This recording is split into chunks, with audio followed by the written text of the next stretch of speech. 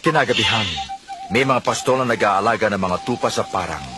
Biglang nagpakita sa kanila ang isang anghel at ang kalwalhatian ng Diyos ay nagliwanag sa paligid nila. Sa araw na ito, isinilang ang inyong tagapagligtas, ang Kristong Panginoon.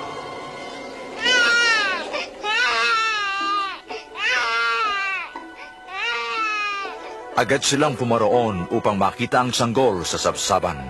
Sila ang una nagpahayag ng mabuting balita.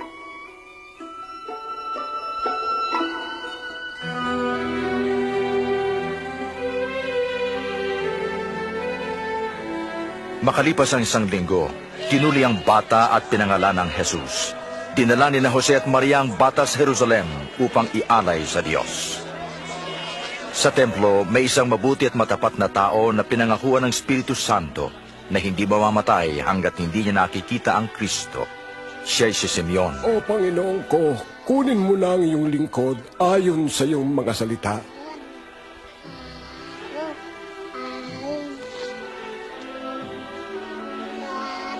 Nakita ko na ang iyong pagliligtas.